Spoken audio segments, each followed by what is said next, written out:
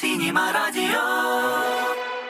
Aziz dinleyiciler, Sinema Radyo'nun Dost Sinema rubrikası bu defa seyyar müsahibe təqdim edir. Daha doğrusu biz Azerbaycan Kinematografçılar İttifaqındayıq və qonağımız senarist, mentor, skript doktor Pərviz Məmmədovdur. Pərviz müəllim, xoş gəldiniz. Hər vaxtınız xeyir. Deməli, danışacağımız mövzular çoxdur, çünki ən böyük problemlər ekranda ssenaridən irəli gəlir. Ümumiyyətlə, gəlin ondan başlayaq ki, ssenari anlayışını çox sadə dinləyicilərimizin, tamaşaçılarımızın bizi anlayacağı dildə izah etsək, ilk ağla gələn sözlər nə ola bilər? Ssenari nədir? Ssenari, qısa olaraq desək, kinematografik ədəbi əsərdir. Kino üçün nəzərdə tutulmuş ədəbi əsərdir. Həm ədəbi əsərdir, amma eyni zamanda bu kinoya fokuslanmalıdır. Bunun vizuallığı olmalıdır və özündə hekayənin elementlərini birləşdirməlidir. Yəni, daha dərin desək, hekayənin elementləri ilə kino sənətinin ifadə vasitələrini birləşdirib, özünə məxsus formatı olan ədəbi əsərdir. Yəni, burada format da öz vacib funksiyasını, rolunu oynayır. Amma ilk olaraq ssenarinin məhz yaranması, belə deyim, ssenari olaraq yazılma, o vaxt fransız George Méliès tərəfindən 19-cu illərdə təxminən 19-cu əsrin 1902-3 və s. ilk olaraq plan olaraq nəzərdə tutulmuşdu. Bir çəkilişə gedəndə plan olaraq bu səhnədə nələr baş verəcək, onu nəzərdə tutmuş. İlk olaraq dedim, çəkilişin planı kimi. Sonradan başlandı bunu bir hekayənin elementlərini ssenaridə birləşdirmək. Yəni, qısa olaraq kinematografik ədəbi əsər. Pərviz bəy, müasir Azərbaycan kinosunu götürsək, 35 il olacaq ki, ölkəmiz müstəqilliyini bərpa edib və kino sənətində də biz kifayət qədər yeni nümunələrin şahidi oluruq. Təbii problemlər olsa da filmlər çəkilir, amma gəlin bundan başlayaq ki, ümumiyyətlə ssenaridə hər bir ölkənin kinematografçılarının özləri üçün müəyyən etdikləri xətt, mövzu ilə bağlıdır, zamanla, yoxsa başqa amillər var, zamanın diktəsi var. Gəlin bundan danışaq. Müasir Azərbaycan kinomuzu son 35 il, müasir dramaturgiyamızı necə formalaşdırmışıq? Bizdə qeyd elədiyiniz kimi dil qlobaldır, kinematografik elementlər. Biz daha çox ailə dəyərləri bizim üçün həmişə keçmişdən gələn, keçmiş dramaturgiyanın kinə təsiri, ailə dəyərləri özünü göstərir. Eyni zamanda müasir modern yanaşmalar, valideyn-övlad münasibətləri, ənənəviçiliklə müasirliyin toqquşması, milli kimlik və digər şeylər və burada sosial problemlər özünü göstərir. Bunları artıq fərqli janrlarda və yaxud fərqli yanaşmalarla təqdim etməyə çalışırıq. Başqa cür desək, əslində müəyyən qədər inkişaf etməyə çalışır bugünkü kinomuz. Sadəcə olaraq hələ də belə deyim, o lokal hekayələrimizi qlobal dildən istənilən kimi yəqin ki, çatdıra bilmirik. Bugünkü gün bizim kinomuzda əgər bir problem varsa, təbii ki, digər obyektiv səbəblər var, amma ssenarist olaraq daha çox üzərimizə götürməyə çalışıram ki, burada müəyyən qədər də bizim dırnaqarası rolumuz var ki, biz istənilən o ssenariləri yaza bilməmişik ki, həm qlobala çıxa bilməmişik, lokal öz hekayələrimizi beynəlxalq dildə çatdıra bilməmişik. Belə deyək, son illərdə Azərbaycanda kifayət qədər mövzular olub, amma Hollywood studiyalarını götürsək, onların bir xüsusiyyəti var. Ən lokal mövzunu belə onlar qloballaşdırırlar. Biz nə üçün bunu etməmişik? Axı, Sovet dövründə bizim kifayət qədər potensialımız var idi, formalaşmışdı. Mən demirəm ki, yüksək idi, amma o sosialist realizm idi. Amma sonradan 60-cı illərdə yeni filmlər də ortaya çıxdı. Artıq sadə insanların ekrana gəlməsi, məhəllə problemləri və bunu qloballaşdırmağa çalışdılar. Sizcə, nəyə görə biz, məsələn, elə məhəllə problemimizi qlobal problemə çevirə bilməmişik ekranda? Pərviz müəllim, bir skript doktor kimi nə məsləhət görürsünüz? Biz birinci növbədə burada düzdür, beynəlxalq belə deyim, auditoriyaya çıxış burada müəyyən qədər distribusiya və sair məsələləri rol oynaya bilər. Burada dövlətin müəyyən qədər belə deyim, üzərinə yük düşür, müəyyən bir əməkdaşlıqlar olmalıdır. Mən sadəcə o hekayə ilə bağlı demək istəyirəm. Bizim o personajlar, məsəl üçün köhnə dövr filmlərimizdə, ötən əsrin ortalarında olan filmlərimizdə daha çox bizdə o səmimilik var idi. Personajın dəyişməsi var idi. Bizə yaxın gəlirdi o personaj. İndi bizdə bu çətinliklərimiz var ki, tamaşaçı bənzər bir personaj görmək istəyir. Onunla bir yerdə eyniləşmək istəyir, identifikasiya keçmək istəyir. Və onun problemini görsün və onunla qlobala çıxa bilsin, dəyişə bilsin. Bugünkü personaj danışır, baxırsan ki, dialoq o deyil, deyir, inandırmır hekayə məni. Nə etməliyik ki, inandırsın? Özümüzə yaxın olmalıdır personaj. Dialoqları, danışığı, xarakteri. Biz personaj deyirik, yaradırıq. Yaxşı, yaxşıdır, pis, pisdir. Amma halbuki hər kəsin, həm yaxşının zəif cəhətləri var, çatışmazlığı var, ziddiyyəti var, qorxusu var. Eyni zamanda bir pisin, bir antagonistin də, bir antagonist deyirlər ki, düşmən demək deyil, bir rəqib olan bir personaj. Öz baxış bucağı var, dəyər sistemi var. Personaj sadəcə olaraq bir qorxa bilər, çəkilə bilər. İlla ki, gedib hədəfinə çatmalıdır, maneəsiz çatmalıdır. Tamaşaçı, daim Hollywood buna fokuslanır ki, tamaşaçının diqqəti özündə saxlamasın və eyni zamanda tamaşaçının emosiyanı yaşasın. Yəni, biz personajla tamaşaçının o eyniləşməsini kifayət qədər eləyə bilmirik. Tamaşaçı özünü rahat görə bilmir, inandırmır personajla, onun dialoqu inandırmır. Təbii ki, filmdə dialoq real həyatdakı dialoq deyil. Yəni, bənzərdir, personajı da bənzərdir, suraqatdır. Amma çox bənzəyir. Amma onun alt qatında fərqli bir şeydir. Fərqli bir şeydir. Hər hansı bir dialoq və yaxud biz son zamanlar bunu çalışırıq müəyyən qədər bəzən vulqar ifadələrlə, bəzən rus dilli ifadələrlə reallığı gətirək ki, əslində reallıqda budur. Əslində şərt deyil ki, dialoqda mütləq şəkildə vulqar ifadə olsun və yaxud rusca ifadələr olsun. Azərbaycan dilində də real dialoqlar yazmaq olar. Bəlkə problem rejissorun mövzuya yad olmasından irəli gəlir. Məsələn, Pərviz Məmmədov prodüser tərəfindən sifariş verilir. Siz baxırsınız mövzuya və deyə bilərsiniz ki, bu mənim içimdən gəlmir, mənim fərdi üslub alətim işə düşmür. Bəlkə buradan başlayır problem. Ola bilər, bu cür ola bilər. Belə yanaşmalar olur. Rejissor müəllif anlaşması mövzuda, hekayədə önəmlidir. Eyni mövzunu, eyni hekayəni bir-birini başa düşmədilər. Həm hekayəni hiss eləmədilər. Ola bilər ki, mən müəllif istədiyi şeyi mən verə bilməyim. Amil Amalın Arılar və Qəbirlər filmi idi. Senarisini Şərif Ağayar yazdı. Onun ilkin versiyasının senarisini mən işləmişdim. Amil onu hiss eləyə bilmədi. Biz də Amillə başa hiss eləyə bilmədik bir-birimiz hekayəni. Çünki mən olmamışdım Kəlbəcərdə. O hekayəni. Şərif onu daha yaxşı yazdı. Şərif yazdı, mən o zaman skript doktorluq elədim. Hekayənin skript doktorluq elədim. Strukturunu, süjetini, personajını və s. düzəltdim. O zamanlar daha yaxşı alındı. Müəyyən qədər o müəllifin ssenaristin rejissorla anlaşması məsələsi. Müəyyən bir mövzu var ki, müəllif olub ki, müəllif film istəyib. İstədiyi mövzunu deyib, düşünmüşəm ki, mən bunu hiss eləmirəm. Eləsəm, biraz texniki qurmalı olacam. Amma mövzunu hiss eləmirəm. Müəllif film istəyirsən, müəyyən bir dönüş nöqtələrindən müəyyən qədər belə deyim, az istifadə etmək, sırf bildiyiniz müəllif filmi. Amma onu hiss eləməmişəm, imtina eləmişəm. Burada çox önəmlidir müəllifin mövzunu hiss eləməsi və eyni zamanda rejissorla eyni hekayədə dil tapa bilməsi. Dilimizi dialoqlarda necə qorumalıyıq? Təbii ki, ssenari dili daha asan, tamaşaçı ilə ünsiyyət qura bilən bir tərzdə olmalıdır. Nə etməliyik ki, dialoqlar həm tamaşaçı ilə ünsiyyət qursun, həm dil qorunub saxlanılsın, həm də film ifadələr baxımından etalon təsir bağışlasın. Yəni, filmə baxanda desinlər ki, bəli, bu filmdə yadda qalan dialoqlar tamaşaçının da anladığı tərzdə səslənir. Hətta Hollywood filmlərinə nəzər salsaq, görə bilərik ki, dialoqu başqası yazır, süjet başqasınındır.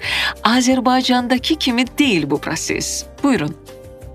Dialoqda əslində dialoqa belə bir yanaşma var ki, dialoq xüsusi qurulmuş informasiya toplusu tamaşaçıya çatdırılan. Yəni orada heç bir elə-belə söz istifadə edilmir. Üstəlik bu yalnız informasiya deyil, eyni zamanda duyğu da saxlamalıdır özündə. Mesela bir emosiya da yaratmalıdır. Dialoq özünün funksiyaları ilə təqdim olunmalıdır. Amma eyni zamanda tamaşaçıya tanış olmalı və yaxın olmalıdır dialoq. Həm onun istifadə etdiyi adi bir dialoq olmamalıdır, yəni çünki biz adi dialoqda çoxlu ara sözlər istifadə edirik. Amma dialoqda bu hər bir adi bir cümlənin hansısa bir sözü çıxardılar ki, buna burada ehtiyac yoxdur və yaxud bundan əvvəlki cümlədə istifadə olunub. Yəni bu təkrarçılıq gedəcək. Təkrarçılıqdan qaçmaq istəyir, fikir dəyişmək istəyir, bəzən fikri gizlətmək istəyir. Yəni tamaşaçı dialoq elə qurulmalıdır ki, tamaşaçı bunu həm hiss eləsin ki, bunun kimi danışır. Amma həm də onun bir alt qatı olmalıdır. Hekayə xidmət etməli, mövzuya xidmət etməli, sujeti ilə personajın xarakterini açmalıdır. Yəni dialoq bəzən sadəcə olaraq informasiyanın təsirini artırmaq üçün istifadə edilir dialoq. Ölsən Bağışla filmində son səhnədə qadın gedir boşqablar gətirməyə, oğlan da oturub və içəridə dialoq gedir.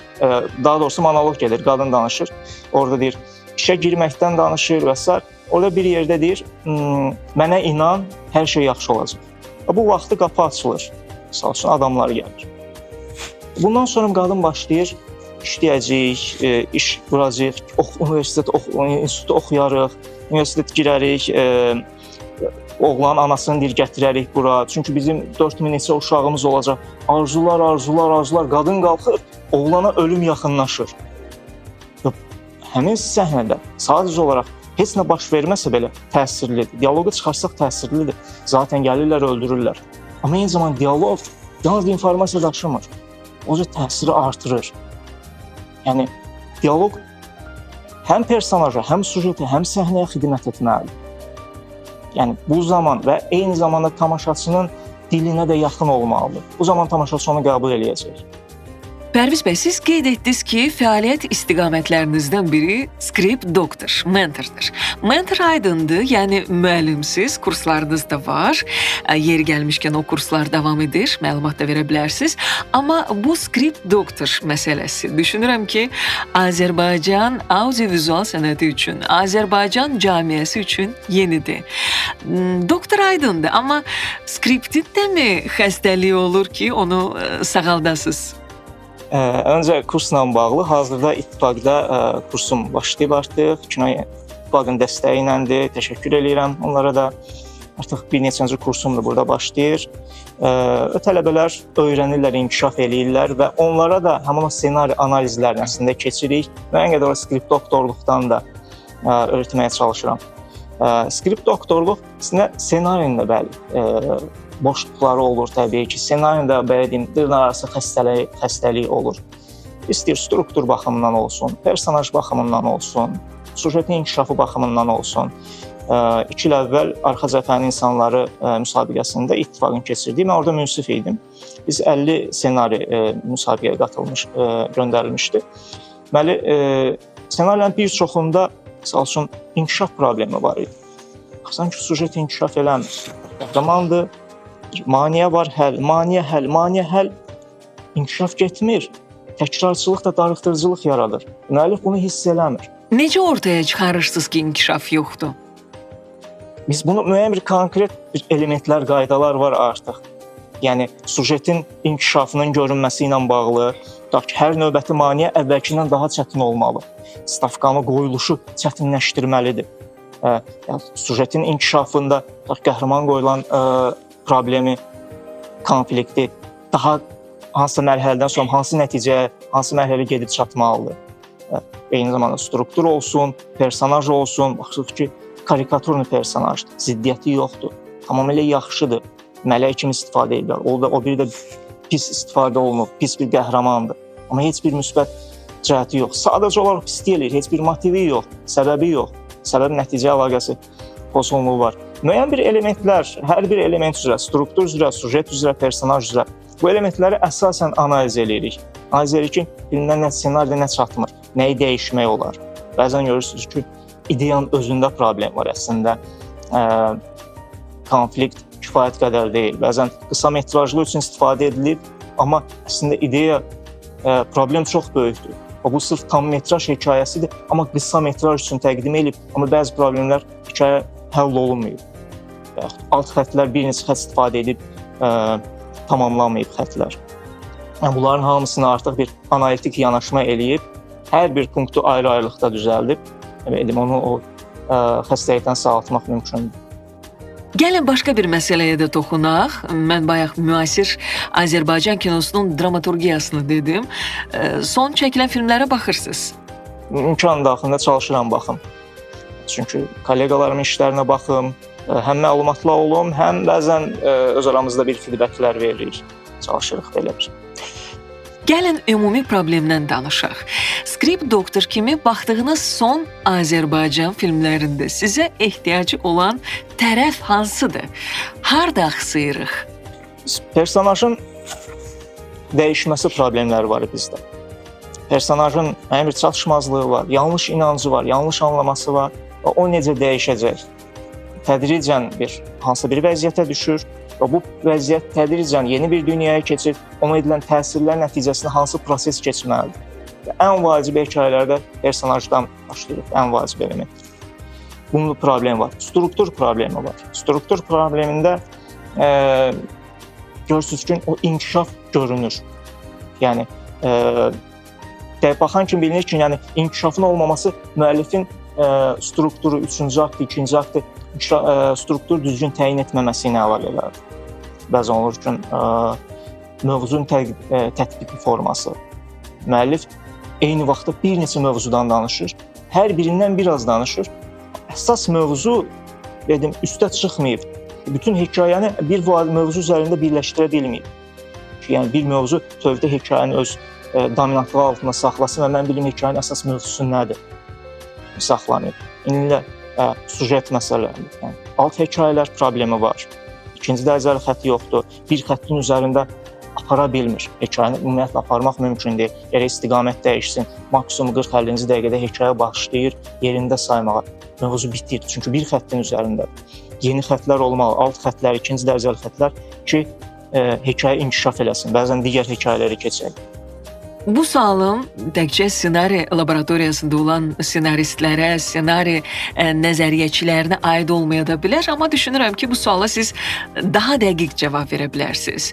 Ssenari istedadlı ötürülür. Bəlkə də vergidir ssenari yazmaq, hadisələri qurmaq, inkişaf etdirmək artıq beyinnəndir. Bir də var, alətlərdən istifadə etmək. Bəzən bu ikisi tərs mütənasib olur. Bəzən istedad olmuş, amma alətlərdən istifadə etmək səviyyəsi daha yüksək olur. Yəni, insan peşəkardır. Burada artıq fikir yaranır. Kreativ olmaq ya da peşəkar.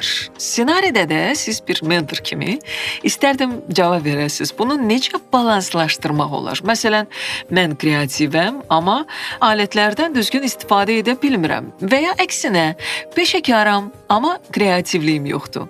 Necə balans saxlamaq olar? İlk növbədə deyim ki, ssenari texniki peşədir. Yəni, alətlərdən istifadə edilərək görülən, yazılan bir işdir.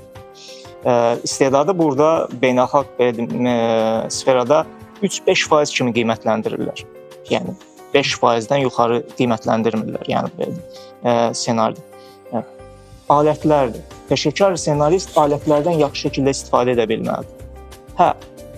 Poza da bilər. Bütün alətlər zaten hekayəyə xidmət etməlidir. Əgər burada hansısa bir alətin, strukturun, hansısa bir elementin pozulması ilə hekayə daha yaxşı olacaqsa, o mütləq şəkildə pozulmalıdır. Yəni biz tələbələrə də alətləri təqdim edirik, struktur olaraq, sujet olaraq, səhnə həlli olaraq. Ondan istədikləri kimi artıq istifadə eləsinlər. Bir yerə çatandan sonra artıq öz üslubunu yaratsa, öz üslubunu yarada bilsin. Ondan sonra artıq hansısa bir mərhələdə imtina eləyə bilər. Bugünkü gün müasir Hollywoodda hətta 3-cü aktdan belə imtina eləyirlər. Bəzən 1-ci aktdan belə imtina eləyirlər. Yəni filmlər var, nümunələr var ki, müəyyən bir yeniliklərə gedirlər. Bu adamlar amma filmə baxanda bilirsən ki, müəllif bunu bilir.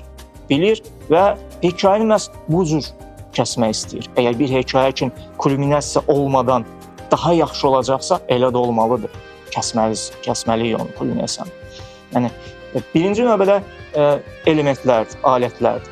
Amma peşəkar müəllif həmin o yaradıcılıqla o belə deyim texniki peşəni birləşdirə bilməlidir. O hiss eləməlidir onu.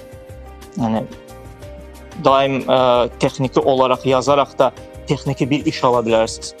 Yəni bu orijinal bir hekayə olmaya bilər. Çünki içdən gəlmir. Bəzən sadəcə içdən gələ bilər, hekayə başqa bir istiqamətə gedə bilər. Baxırsan, əvvəl qoyulan problem başqa idi, sonra başqa bir istiqamətə keçdi. Bir müəllif var idi, oxumuşdum. O deyirdi ki, mən personajı yaradıram, sonra o personajı buraxıram, izləyirəm onu. Nə yazırsa, nə hansısa bir davranış qeyd edirsə, qərarlar verirsə, onu qeyd edirəm, onu yazıram. Bu zaman sən idarə edə bilmirsən hekayəni.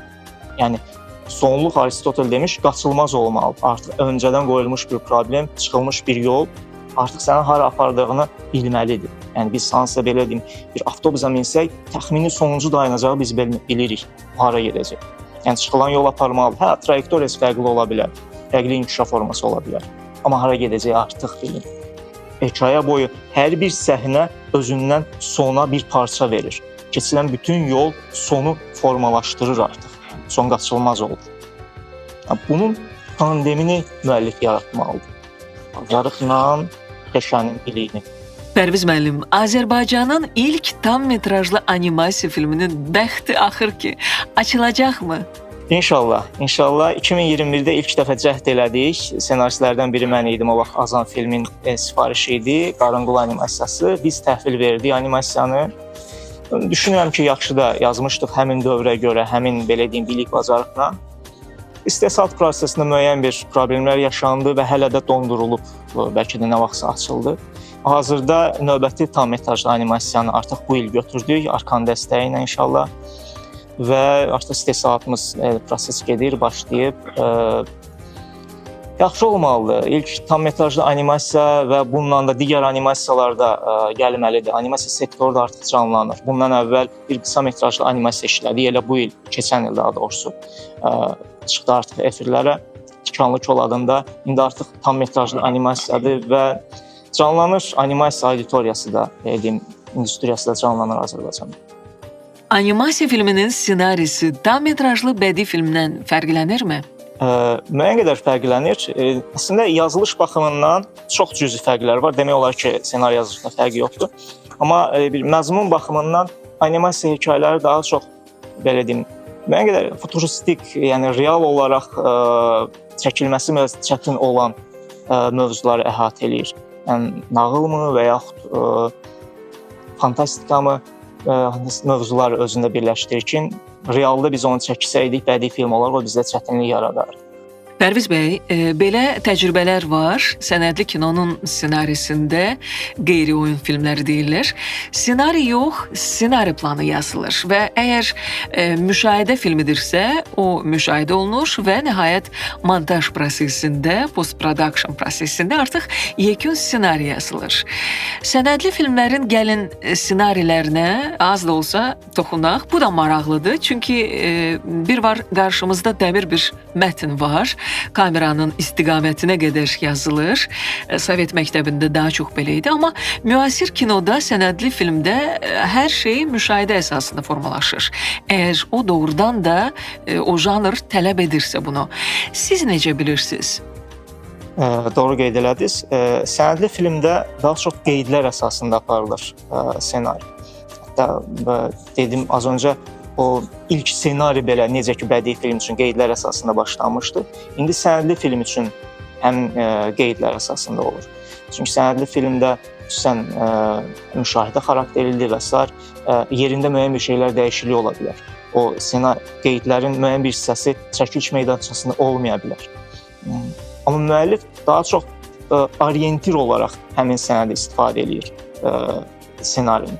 Çünki orada konkret olaraq struktur, bədiilik, təbii ki, müəyyən qədər zaman bəzən bədiilik də qatırlar sənədli filmə, müasir dövrdə bu cür də istifadə olunur. Yəni mən bir tam metrajlı bədii sənədli film işləmişdim və orada bədii hissələri yazmışdım. Sənədli film üçün, sənədli hissə üçün orientir qoymuşdum rejissora. Ki, burada bu mövzulardan bəhs eləməlidir. Burada misal üçün bilikdən, burada mədəniyyətdən, sonra onu konsept olaraq birləşdirim. Burada yəni montajla kəsirsiniz və yaxud sualı elə verin ki, müəllif bu kontekstdə cavab versin. Mənə bu informasiya lazımdır. Yəni bu cür yanaşmışdıq. Bir növ daha çox orientir funksiyasını daşıyır. Amma təbii ki, dəyişə bilir. Ekranlaşdırmadan da danışaq. Bədii əsərlərin ekrana gəlməsi. Elə əsərlər var ki, ekrana gələ bilməz. Niyə? Çünki onların sanki yazıcı tərəfindən bir hüdudu müəyyənləşib. Siz necə düşünürsünüz? Məsələn, oxucular tərəfindən bədii bir əsərin ekrana gəlməsi sizcə ülgüc üzərində yerimək qədər təhlükəlidir? Bədii əsərlərdə belə bir şey var ki, tamaşaçı ki, öncə onu oxuyub, ya oxucu daha doğrusu, onun düşüncəsində artıq bir formalaşıb, öz xəyalında, təxəyyülündə həmin hekayəni yaşayıb artıq, o filmə baxır. Bir rejissorun onu götürüb, müəllifin ssenarisini onu adaptasiya eləməsi, rejissorun onu ekranlaşdırması gərək tamaşaçının həmin o beyində olan o təxəyyülündən daha yaxşısını ortaya qoysun. Əks halda o film tutmayacaq. Yəni, problem yaşayalım. Çünki tamaşaçı o filmə artıq baxıb düşüncəsində. Müasir dövrdə müəlliflər çalışır ki, kinematografik əsərlər yazsınlar. Ədəbi əsər həm öz oxucusunu tutsun, amma eyni zamanda həm də kinoya adaptasiya baxımından daha rahat olsun. Yəni, dönüş nöqtələri, sujetin inkişafı, personajın arxası, ona senarist çox az bir şey qataraq ekranlaşdırsın, rahat olsun. Bəzən ədəbiyyat daha çox monoloqlara, daha çox personajın düşüncəsinə, olan hadisələrə fokuslansa, hisslərinə fokuslansa, kino vizual əsərdir. Müəllif çətinlik yaradacaq. Onu götürüb hansısa bir artıq tamamilə hekayəni dəyişsin. Bəzən oradan sadəcə onun motivasiyasında olacaq. Bir neçə personaj götürüb öz hekayəsini yazacaq, amma həmin kitab olmayacaq. Ona görə daha çox kinoya fokuslanan ədəbi əsərlər daha çox ekranlaşa bilirlər. Və son olaraq Pərviz müəllim istərdik ki, bir mentor olaraq kinodramaturgiyanı seçmək istəyən və yaxud seçmiş gənclərə, ssenarist olmaq istəyənlərə nə məsləhət görərdiniz? Ssenaristlər ümumiyyətlə biz tədrisimizdə də, kurslarımızda da bunu tədris edirik. Ssenaristlər ssenari elementlərini öyrənməlidirlər, alətlərini bilməlidirlər. Ssenarilər oxuyub, filmlərə baxmalıdır, həmin o alətləri, elementləri həmin filmlərdə görməlidir və əlbəttə ki, bunu yazmalıdır. Məsələ yalnız ssenari yazmaq deyil, səhnə həlli, çalışmalar, hansısa bir vəziyyətlər yazmalıdır. Mütləq şəkildə, necə ki, çoxlu ədəbiyyat oxuyaraq ədəbi kitab, bədii kitab yazmaq mümkündür. Yəni cümlələr artıq fikrin dəyişir. Eləcə də çoxlu ssenari oxuyaraq artıq ssenari yazmaq rahatlaşır. Yəni hekayəyə fokuslanmalı, ssenariyə fokuslanmalıdırlar və mütləq şəkildə ssenari kitabları oxumalıdırlar. Bəzən qarşılaşırıq gənclərlə, yəni çox belə deyim, səthi yanaşırlar ssenari kitablarına, biliyinə, həmin o struktur, qayda və s. Bilməlidirlər, bilsinlər, ondan sonra inşallah istəyərlərsə imtina eləyərlər zamanı gələndə. Pərviz müəllim, maraqlı, peşəkar söhbətə görə sizə təşəkkür edirəm. Mən təşəkkür edirəm dəvətiniz üçün, uğurlar arzulayıram. Hörmətli dinləyicilər, qonağımız ssenarist, mentor, skript doktor Pərviz Məmmədov idi və çəkilişdə göstərdikləri dəstək üçün Azərbaycan Kinematografçılar İttifaqına təşəkkürümüzü bildiririk. Sinema Radio, Sinema Radio, Sinema Radio.